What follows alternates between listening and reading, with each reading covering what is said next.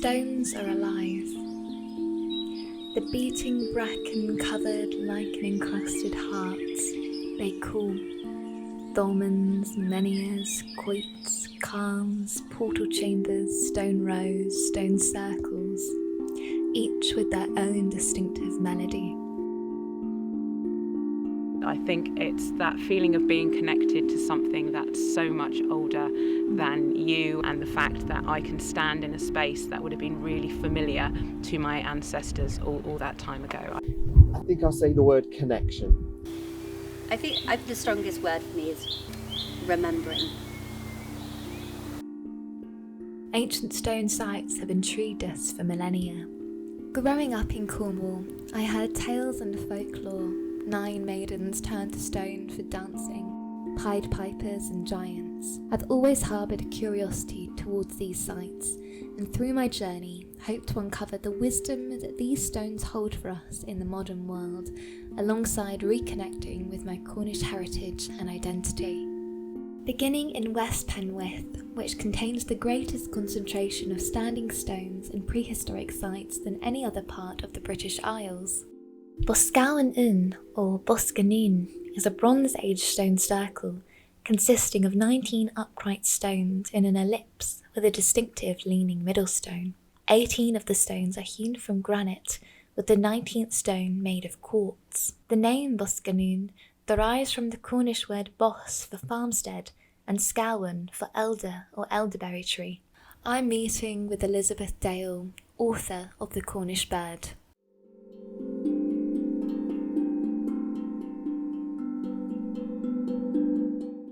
My name's Elizabeth Dale. I'm a Cornish writer, blogger, and I also have a podcast as well. I write under the name The Cornish Bird, and I've been writing my blog now for about 8 years, all about all kinds of wonderful aspects of local history. What started your love for exploring ancient sites? So it all really comes from my father, actually. He has a real interest in some of the ancient sites in Cornwall, and when I was a kid, if we ever had a day away, he would take us either down here on Penwith or up on Bodmin Moor, and we'd go tramping through the undergrowth looking for some big rock or other. And he was the one that really fostered my love for it. I first visited Boscawen back in the 90s, and it was quite different then. It was very overgrown in the centre. It's been cleared a lot since then, and that's fab because obviously you can see the site much better these days. What they've discovered quite recently is there are actually some carvings on the sort of inner face of that stone. In 2015, a guy called Tom Goska scanned the whole stone with like photogrammetry scanners, and they'd initially been thought that these carvings were of axe heads, but they've now decided that they're actually feet, and they're really hard to pick out with your eye, but you can see there's one foot just there and the other foot is just there, and there are 2 sort of lumps above which are perhaps interpreted as ladies' boobies. Oh, so it's a fascinating part of this circle. Why do you think people are so drawn and fascinated to these ancient stones? I think part of it is the mystery that surrounds them. I mean, everybody has got so many questions, and there's so many unanswered questions, I suppose, about these sites, and there's so many myths and legends that are attached to them as well. And they're always sort of in beautiful places in the countryside. They're really calm and quiet, and kind of meditative spots, and a lot of people just love them for those reasons. And of course there's the archaeological interest as well. Just the sheer age of them, I think, is incredible. Next, I visit Lanyon Coit to speak to James Kitto. My name's James Kitto. I'm the chair of CASPAN, the Cornish Ancient Sites Protection Network. I was born in Penzance. Much of my ancestry is here in West Penwith, and this is where my heart beats the loudest. It all began when I was about 10 years old, and my primary school headmaster and teacher at the time, Mr. Tony Rule, did a project on ancient Cornwall with our class.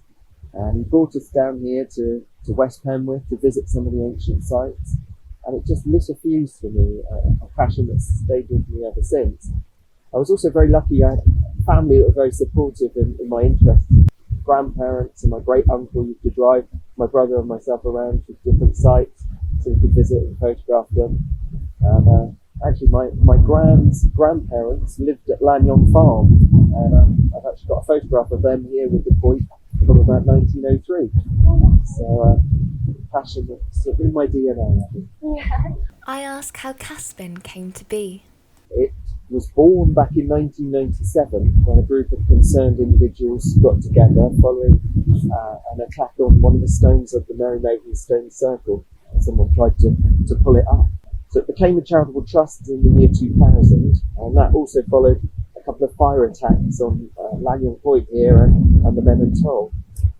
So Caspin's work was really to protect, preserve and promote West Cornwall's ancient sites.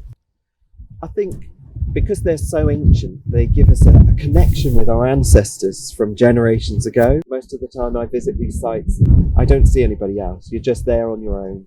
It gives you that sort of mindfulness.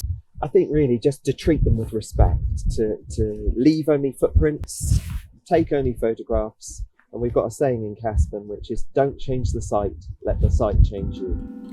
Meyn Drudh, Cornish for Stone of the Hole, stands as an enduring testament to time, with roots believed to reach back to the Neolithic or Bronze Ages.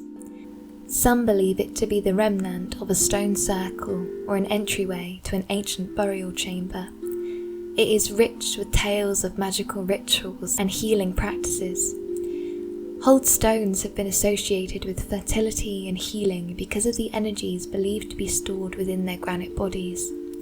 Children were passed through the stone as an act of baptism, as well as to cure illness such as rickets, passing through the hole 9 times against the sun. Next on my journey, we head to Bodmin Moor.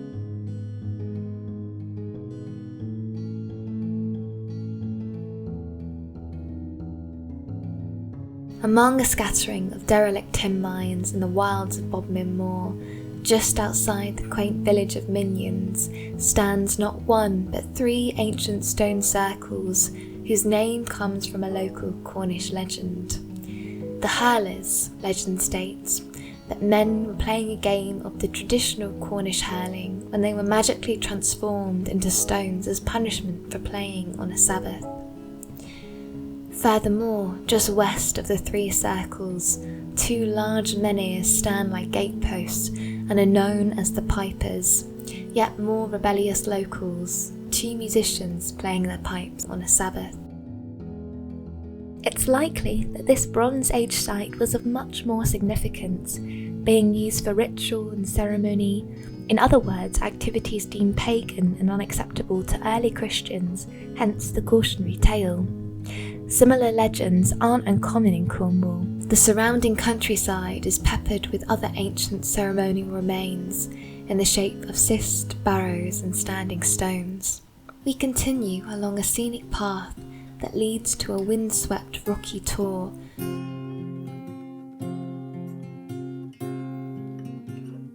The Cheese Ring is a curious formation that has intrigued geologists for centuries. Comprised of a set of granite stones stacked on top of each other at Stowe's Hill on Bodmin Moor, the Cheese Ring measures 20 foot tall and its granite slabs are as large as 30 feet wide. Its distinctive shape has been debated over time by experts, but is thought to be the result of weather erosion over hundreds, if not thousands of years. King Doniat Stone, Meyn Drudh, and the other half stone are parts of early Celtic medieval crosses dated from the late 9th century, which historians believe was a monument to the last known Cornish king. King Doniat was also known as Doniath and Dundath. They are said to mark the place where he was laid to rest more than 1,000 years ago. This stone and the one next to it are the only surviving examples of 9th century stone crosses in Cornwall.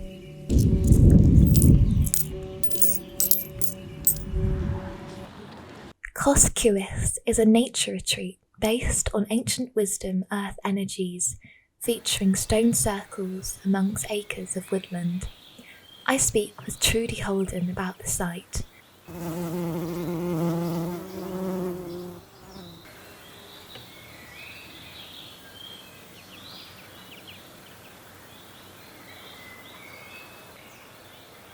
My name is Trudy Holden. I'm also known as Wild Samsara for my business, which supports women to connect to their natural cycles.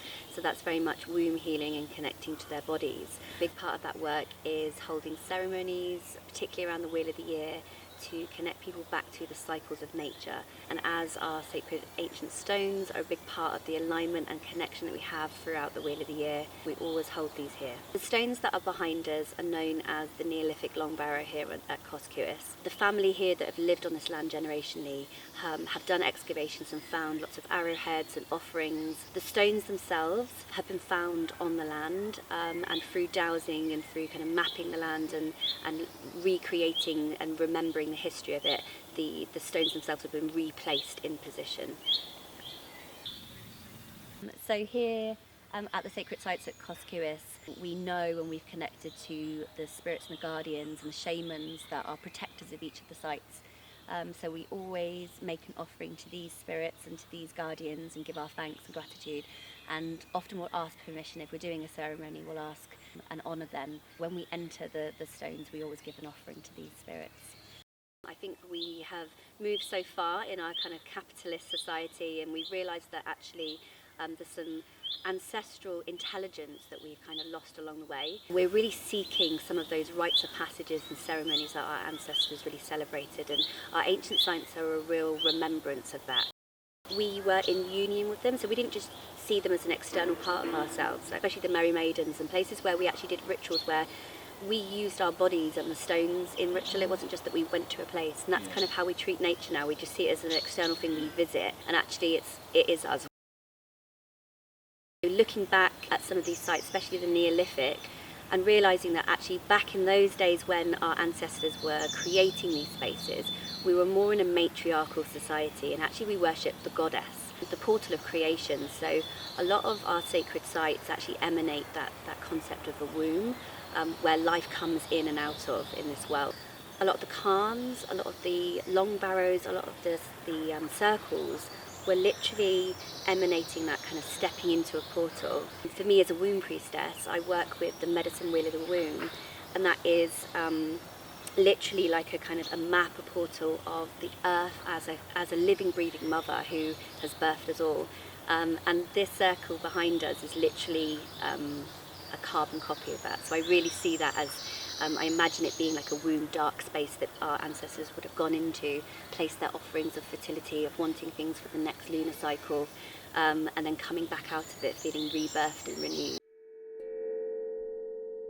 Tucked away in a field just off the B3297, the Nine Maidens rest.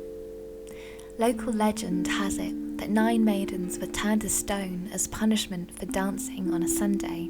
In her book, Pagan Cornwall, Cheryl Staffron suggests the connection to the number 9 runs deep in our ancient Celtic past. 3 times 3, the triple goddess of maiden, mother and crone.